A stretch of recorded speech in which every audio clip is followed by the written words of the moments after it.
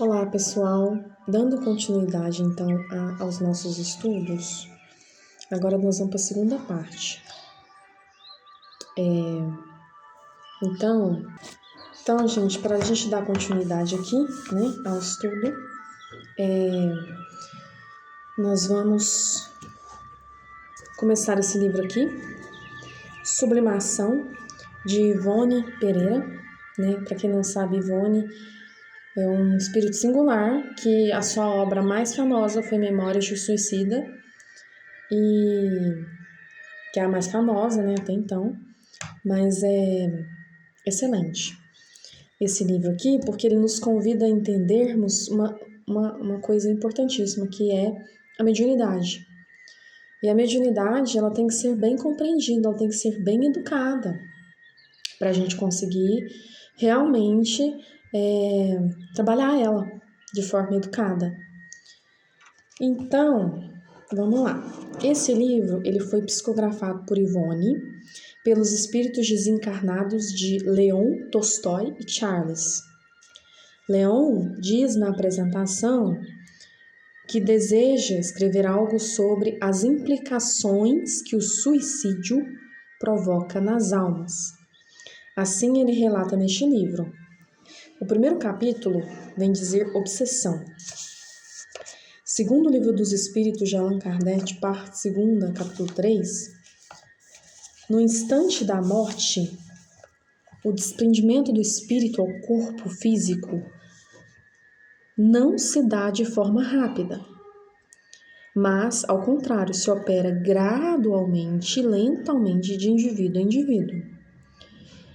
E em certos casos, a afinidade entre a alma e o corpo é tão penosa que o espírito pode experimentar o horror da decomposição.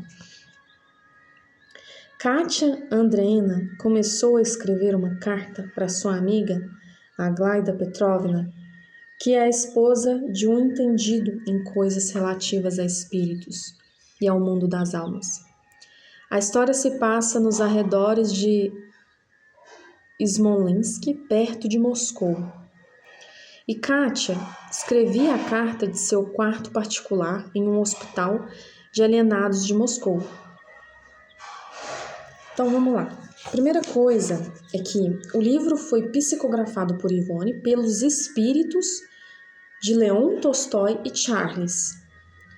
Aqui nós temos Ivone como médium, psicografista.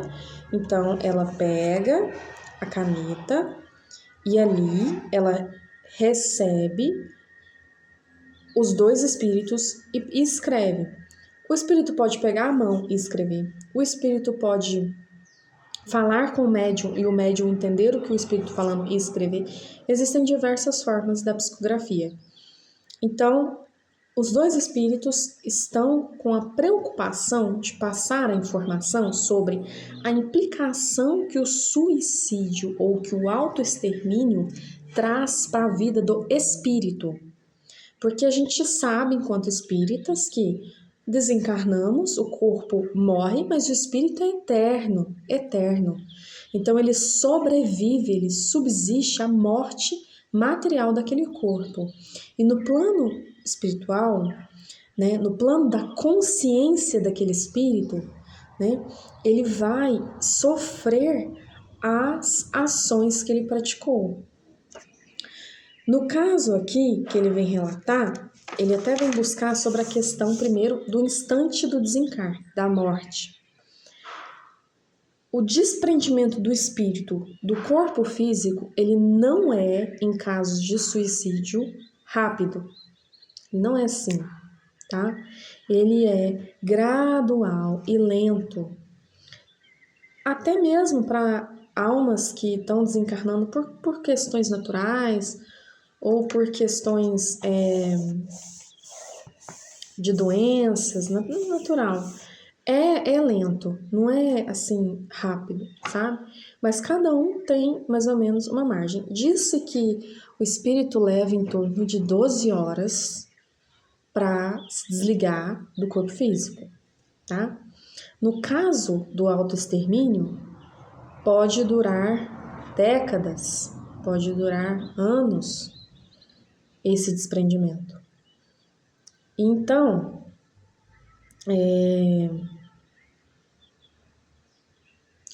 por quê? Por que isso? Porque aí o espírito ele vai experimentar a decomposição do corpo físico dele. Então, ele pode ficar ali, perto do corpo que foi o corpo dele durante a sua encarnação, sentindo lentamente aquela decomposição. Sentindo aquela decomposição, literalmente. Por causa, justamente, do caso em que se opera. O livro Sublimação, ele veio contar a história de Kátia, que é essa aqui, ó, do livro. Essa aqui é a vida de Kátia, tá? Essa aqui é a Ivone, psicografando. A Kátia, que é o espírito que experimentou a questão toda. Aqui é o seu companheiro de encarnação. E nós vamos entender a vida de Kátia. Kátia, ela começou a escrever uma carta para sua amiga Aglaida. E a Aglaida é casada com um espírita, digamos assim. A história se passa em Moscou. E Kátia, nesse momento, estava em um hospital de alienados em Moscou. E ela começa a explicar como é que é esse hospital. Então ela relata para sua grande amiga a angústia que passa ao ver que os seus familiares, ou como ela descreve, seus verdugos. Por que ela chama de verdugos? Porque ela está nesse hospital contra a sua vontade.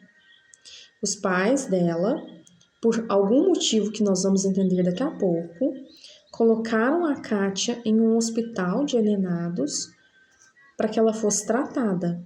Mas nós vamos entender por que ela foi parar nesse hospital e por que ela denomina os pais de verdugos que a colocaram ali. Ou seja, lhe enclausuraram em um quarto abafado, úmido e frio do hospital. E disse sentir presa ao descrever tudo fechado e o quarto contando com apenas uma janela que, gradeada de ferro, lembra um presídio. Sente-se só e apavorada pelos gritos dos demais pacientes que, conforme ela relata, sofrem com violência e incompreensão a título de recuperação. Isso aqui é excelente, porque o que ela está explicando aqui é que ela está nesse hospital, ela se sente presa, tanto que ela até diz que as grades da janela lembram um presídio. Então ela realmente se sente presa. É abafado, é úmido, ela se sente apavorada por estar naquele momento. E ela escuta os demais pacientes daquele hospital gritando, né, porque sofrem uma violência ali, né, institucional, a título de recuperação, né? É o que os hospícios faziam muito tempo atrás. Nós temos o caso o mais significativo é o aqui perto, que é o de Barbacena. Lá tratavam-se muitos médiums, olha eu dando spoiler, muitos médiums a título de loucura, a título de esquizofrenia, a título de perturbação psicossomática, né, psicótica, enfim. Achavam que os médiums precisavam de um tratamento severo, incluindo, por exemplo, choques, incluindo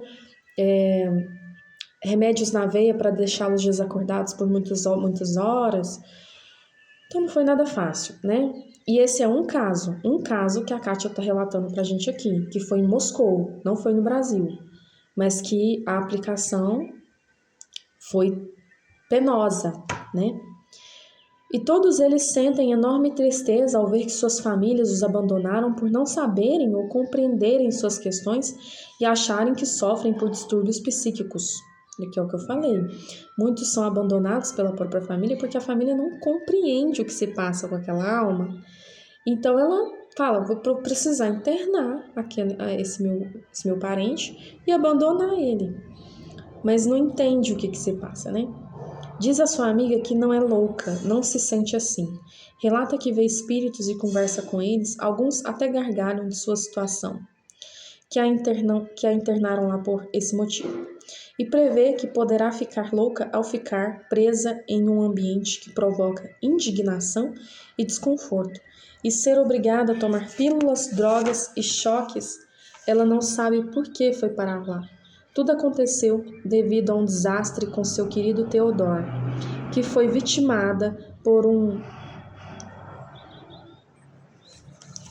tiro ao se ver em uma caçada de ursos. A morte dele a desesperou de tal maneira que desorganizou seu equilíbrio emocional. Então, Kátia, até esse momento aqui, Kátia é o quê?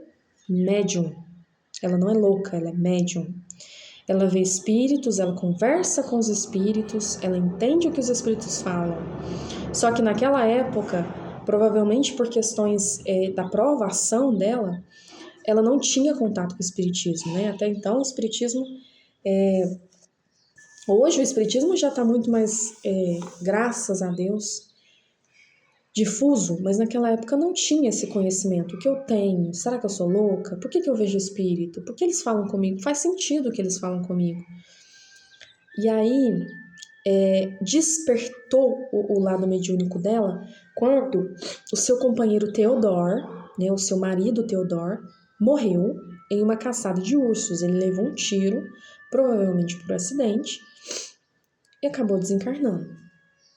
Começa a parte mediúnica dela mais forte durante esse momento.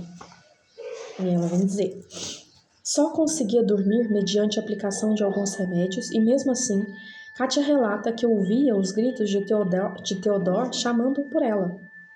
Pedia socorro a ela, dizendo que o enterrara... pedia socorro a ela, dizendo que o enterraram vivo, quando estava, na verdade, desmaiado e estava preso na cova sem poder sair. Sentindo o desespero de seu noivo, Kátia prometia que iria salvá-lo. Então pedia ajuda aos familiares e colegas de caçada de seu noivo, mas eles a julgaram louca. Sua mãe chegou a orar várias e várias vezes por ela, buscando fazer promessas e acender velas em seu nome.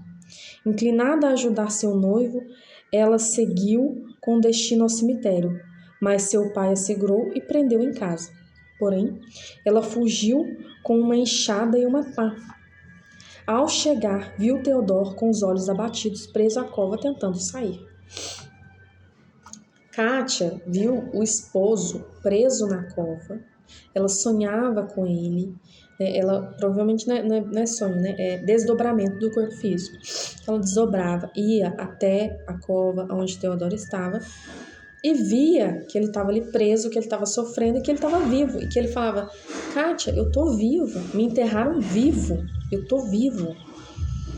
Então ela ficou desesperada, sem informação espiritual, sem conhecimento da doutrina espírita, sem qualquer informação. Ela realmente acreditou que Theodore estava vivo em carne, que ele não estava vivo em espírito. Ela realmente acreditou que ele estava vivo em carne.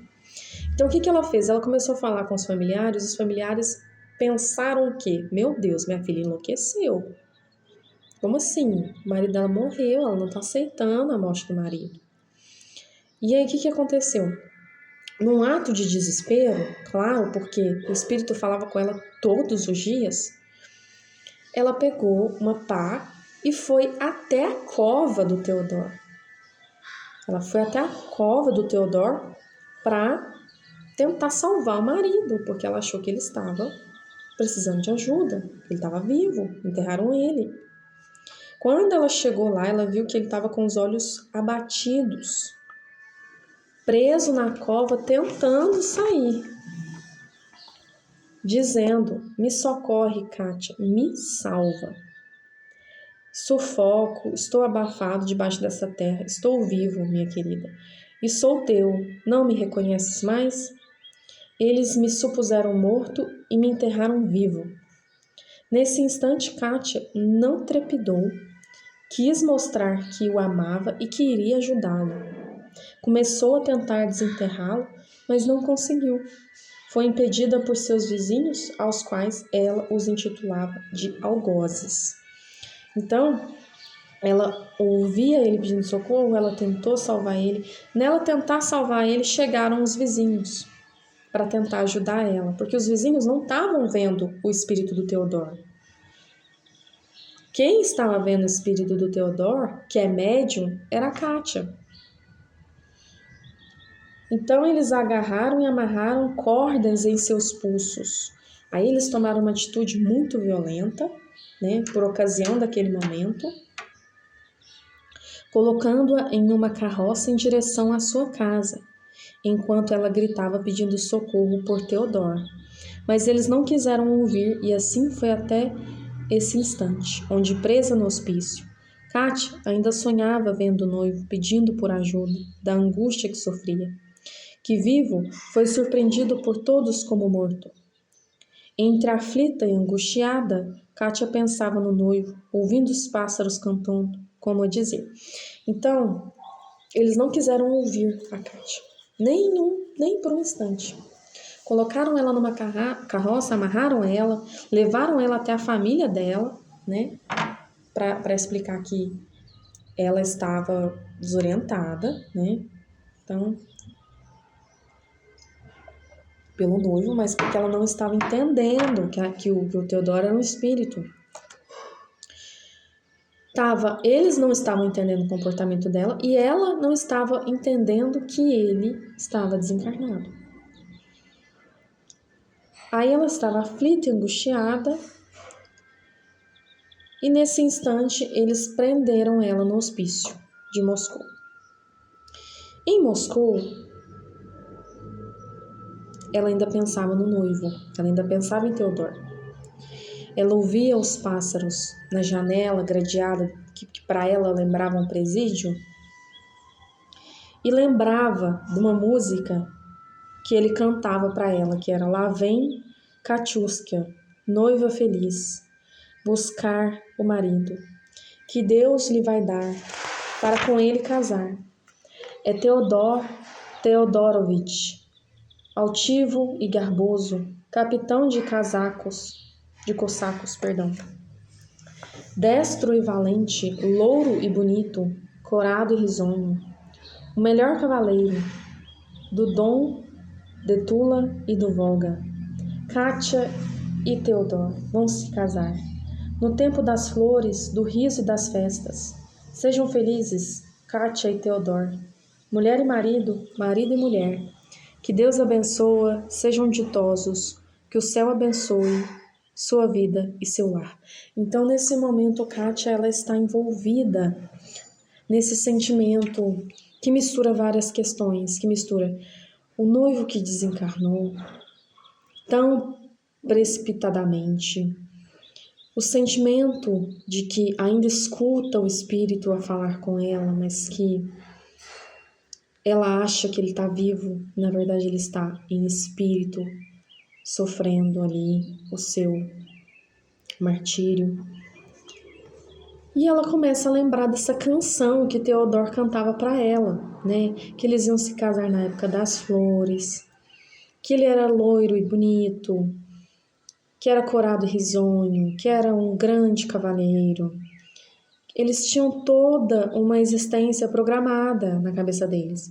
Na cabeça deles, eles iam se casar, ser muito felizes, ter uma vida maravilhosa. E como que essa reviravolta acontece? Um mar de felicidade, um mar de sonhos, né, que eles iam ter juntos, de repente termina com ele desencarnado, preso na cova, ela presa num hospício sem ser entendida. E assim, finalizando sua carta, Kátia pede ajuda à sua amiga para que converse com seu esposo, que conhece bem do assunto relativo ao mundo dos espíritos, e que socorra igualmente o seu noivo, que se vê preso à cova. Então, olha para você ver, ela, mesmo sofrendo toda a angústia que ela está naquele lugar, ela não deixa de se preocupar com o noivo, ela não deixa de pensar nele, dizer, nossa, meu Deus, ajuda ele, meu Deus, socorre o meu Teodoro, ajuda ele. Então ela pede ajuda para o marido da amiga, porque essa carta é para a Aglaida falar com o marido dela, para que os dois ajudem ela a resolver essa questão espiritual, que até então ela não tem conhecimento sobre. 3 semanas depois, Kátia recebe a carta de sua amiga, que responde. E aí, a carta da amiga, eu até vou ler aqui que eu separei para a gente refletir, é muito bacana. E a carta diz assim: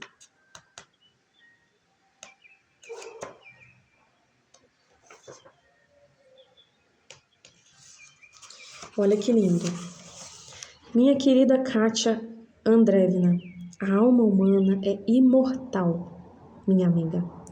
E por isso o teu Teodor continuará a viver a vida sublime do espírito, sem jamais se aniquilar na absorção do nada. Seu corpo de argila, cálcio, ferro, hidrogênio, esse sim, retornou ao seio da terra, de onde se derivou. O que se passa, Kátia, minha amiga, é que tanto te confunde e te desorienta, é que nem sempre a alma das criaturas está preparada para a chocante renovação que a morte do corpo a impõe. E por isso se detém na perplexidade em que o santo esposo que Deus te queria dar se deteve. Ele era um homem do mundo, rude capitão de cavalaria cosaca, materialista, esquecido das coisas de Deus, sem aspirações divinas, sem fé nem caridade, e morreu violentamente. Fatos que perturbam profundamente uma alma após o seu escapamento do corpo de argila, tornando-a atordoada, sem reconhecer onde e como se encontra. Mas isso é uma crise passageira na história de uma alma que regressa à imortalidade, minha amiga. Crise que a sucessão dos dias corrigirá e que a própria realidade do fato explicará ao recém-falecido. Possuo, com efeito, aquele dom espiritual de falar com as almas dos que já morreram e me entender amistosamente com ela. Dom do qual os Atos dos Apóstolos dão notícias, e consegui falar muito serenamente com a alma do seu Teodoro. Ao receber a sua carta, visitei o seu próprio túmulo, conforme você me sugeriu, mas em vez de usar uma enxada e uma picareta para socorrê-lo, eu o libertei da incompreensão em que se asfixiava, com orações a Deus em sua intenção, falando-lhe outro assim, de coração franco e amoroso, o que se passava em torno dele. Disse-lhe que sim, morrera o seu corpo de barro e limo, mas a alma não morrera, porque a alma é imortal, e apenas se sentia mental e sugestivamente presa a esse corpo que se habituara durante a existência, mantendo-se confusa num período de transição, fato natural no decurso do importante acontecimento. Então, a Aglaida responde ela. Só que é visível o que se passa aqui, porque a Aglaida tem conhecimento espírita. É médium também. Então, fica perceptível que Kátia não tem esse conhecimento. Por isso a perturbação. É também materialista. Teodor era mais materialista ainda. Era um cavaleiro de cavalaria, ele estava acostumado a matar, a machucar animais, então muito materialista. E não acreditava em Deus, não fez caridade, não se propôs a levar uma vida um pouco mais condizente com o Evangelho de Jesus. Por isso a perturbação, porque ele está desorientado. É como você pegar um materialista e levar ele para o mundo dos espíritos. Como é que ele vai compreender? Se ele nunca estudou, se ele nunca entendeu, se ele nunca procurou saber, se ele não sabe o que significa, o que é, a gente fica perdido. E além disso, a morte dele foi violenta. Então é comum o espírito ficar perturbado. Só que ela explica para Kátia que ela foi até o Theodor, mas não levando pá e nem enxada, foi levando compreensão de acordo com a doutrina dos espíritos. Então ela vai explicar para ele que ele é um espírito, que ele desencarnou, que ele está num processo ali de refazimento espiritual, então que ele precisa escutar a verdade divina para se libertar daquele corpo naquele momento, né?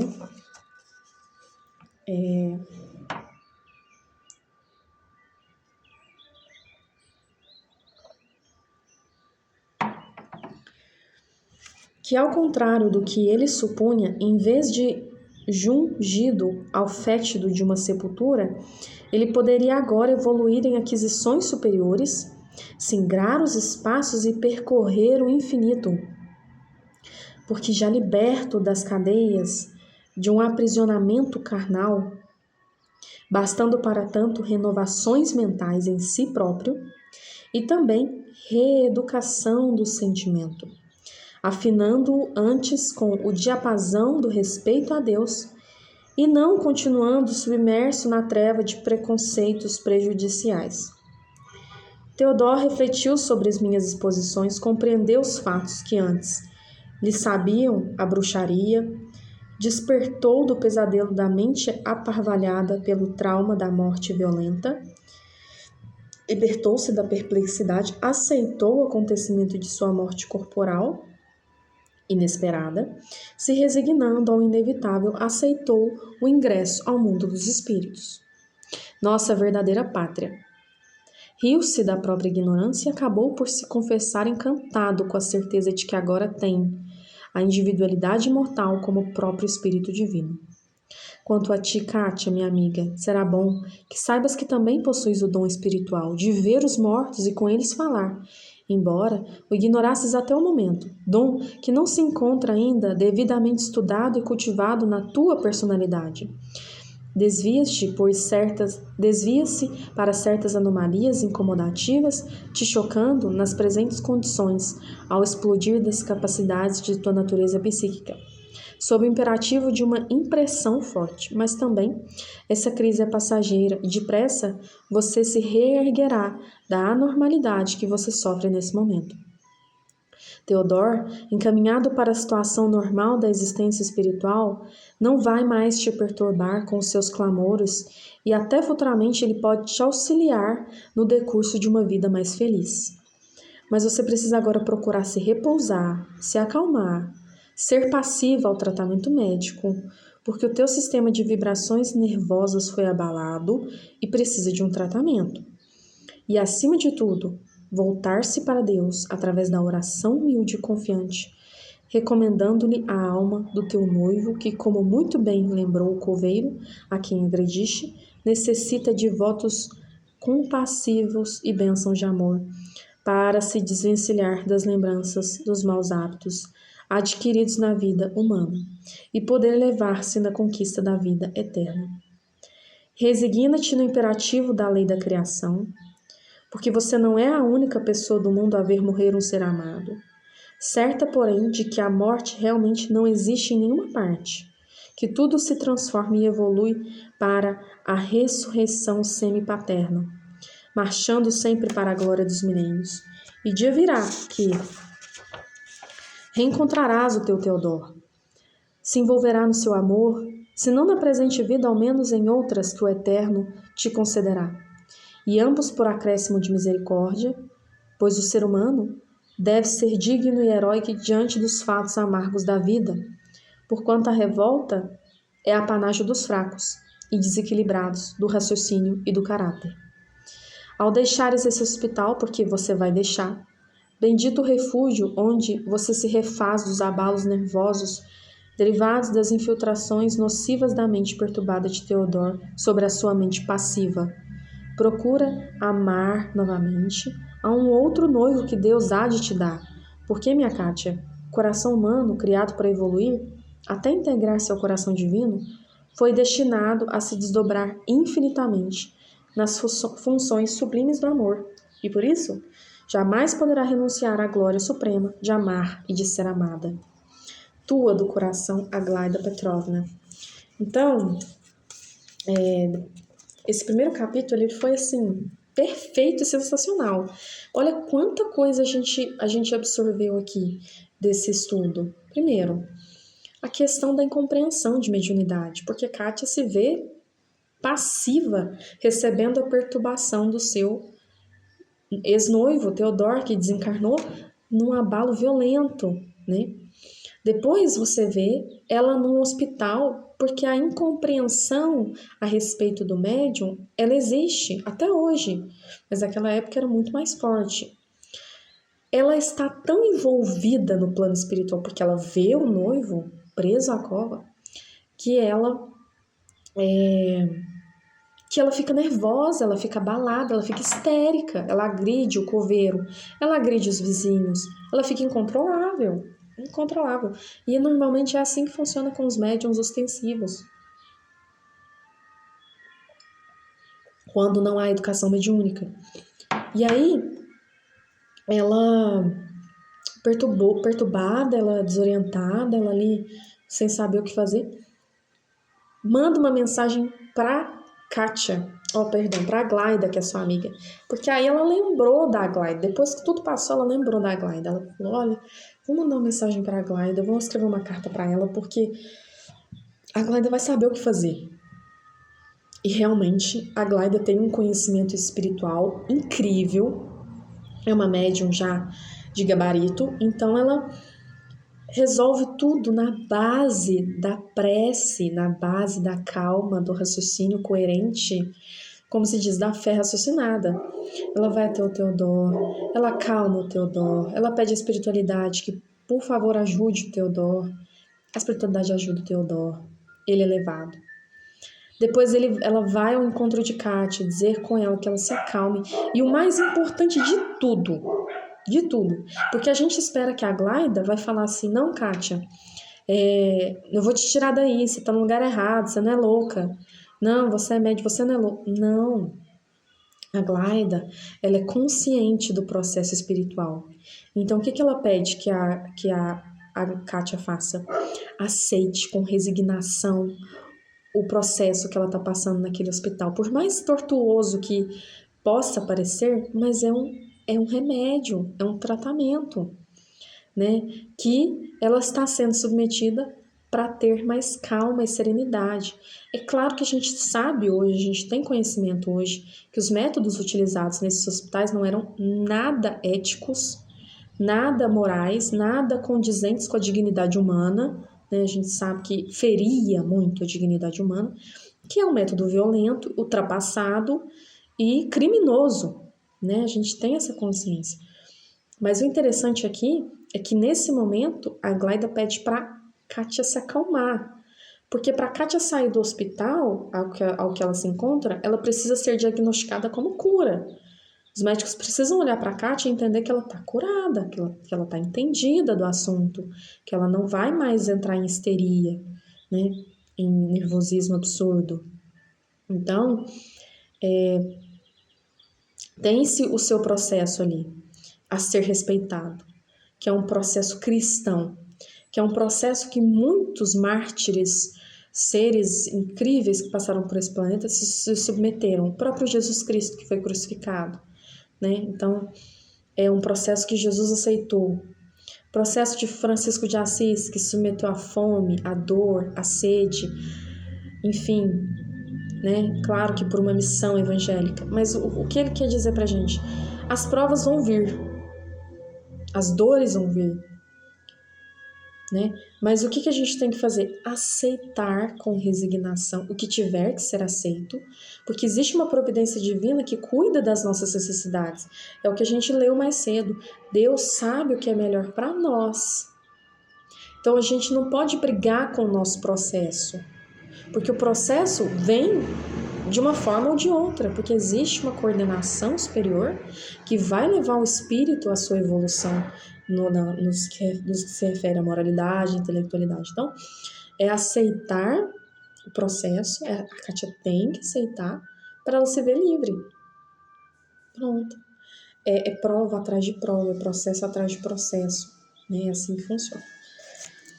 E esse foi o nosso primeiro capítulo, né? Então agora nós vamos aguardar o próximo capítulo para a gente poder refletir mais um pouco sobre esse livro que é abençoado. Ivone realmente tem uma mediunidade maravilhosa e se serviu de instrumento em prol do Criador, enquanto pôde aqui estar, né?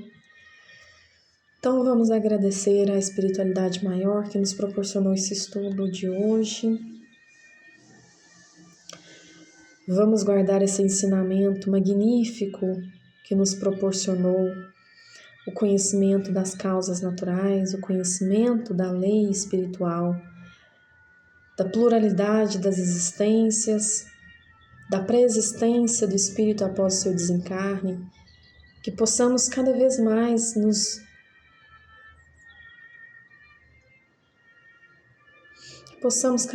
mais entrar nas minúcias desse entendimento que fala sobre as verdades eternas e dar continuidade ao nosso estudo na próxima semana. E que Jesus abençoe e proteja cada um de nós, cada alma querida, cada alma abençoada, certos de que estamos aqui passando por um processo valoroso e espirituoso. Obrigada, Senhor Jesus, que assim seja, graças a Deus.